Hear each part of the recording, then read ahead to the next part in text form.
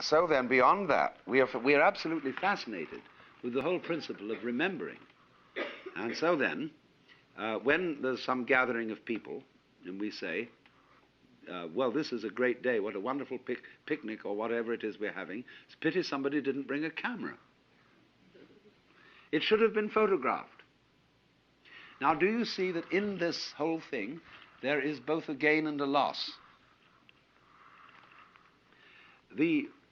One school of people are saying it should be photographed. The other school of people are saying, let go of it.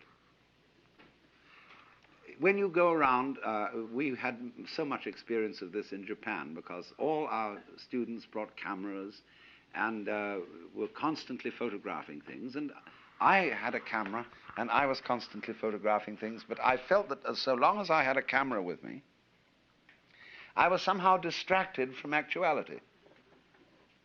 I had a little box with which I went around grabbing life. Of course, it's great to come back and look at it in the form of photographs, but there's something about the photograph that is inferior to the actual experience that you're photographing. But there is an immense fascination in photography, in painting, in reproducing. And reproducing, you see, is the same thing as sexuality. It is reproduction, only in another way. Because it tells you you're there, you're alive, the thing bounces, it echoes. So the duplicity in all this is, you see, one school of religious people say, let it all go, don't be attached. In other words, and they also say, live in the moment, like Krishnamurti's doctrine of stop trying to remember everything. You may need a kind of factual memory for your name and address and a telephone number and things like that. But don't linger over memories and treasure memories and say, well, I'm going to keep my girlfriend's lock of hair and I'll take it out every now and then and look at it and feel wonderful, you see. That's clinging to life because that memory has got you hooked. It holds you to the past, and it holds you to death.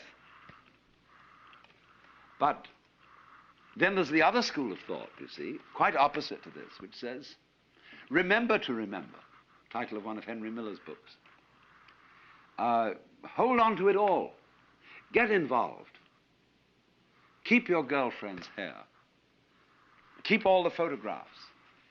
You know how in some houses, the piano, everything is completely covered with photographs and reminiscences. I went to visit Gloria Swanson once. I've never seen such a house full of memories. Everything in all directions was Gloria Swanson. Photographed on this occasion, signed on that occasion, presentation this. I went to visit once too the wife of a former Archbishop of Canterbury. And the whole house was memorials. I mean, it was a complete clutter of tombstone furniture with little brass plates on it, presented on the occasion of this, that, and the other. Well, you say, look, that person isn't really living. And they're all in the past. But on the other hand, what is life, you see, except there is a memory, except there is an echo. So what I want to point out, you see, is the duplicity of all this. That you don't take, if you're a wise man, you don't take sides in this issue. You do both sides. And that is the meaning of the unity of samsara and nirvana. On the one hand, you let go of everything and you live in the eternal now, because that's all there is. See, memory is an illusion. It's all gone. So everything you know about that makes an impression on you is no longer there. That's the meaning of Maya.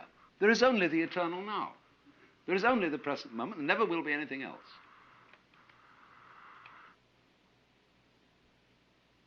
Because even what you're remembering is happening in the present. The memory is in the eternal now, isn't it? See? So it's all really absolutely here. But on the other hand, what fun to drag it out and to make it echo and to get involved, and to fall in love, and to become attached. Once R.H. Blythe wrote and said to me, I may have told some of you this story before, he wrote me a letter and said, "What are you doing these days? As for me, I am abandoning all kinds of satori and enlightenment, and I'm trying to become as deeply attached to as many people and as many things as possible." Because these are the two sides, see? So, the thing is this. It's just like riding a bicycle. It's a balance trick. You suddenly find yourself falling over one way, well, you balance that, you turn into that direction, and you stay up. And so in the same way, when you find yourself becoming too attached to life, you correct that with the realization that there is nothing except the eternal now.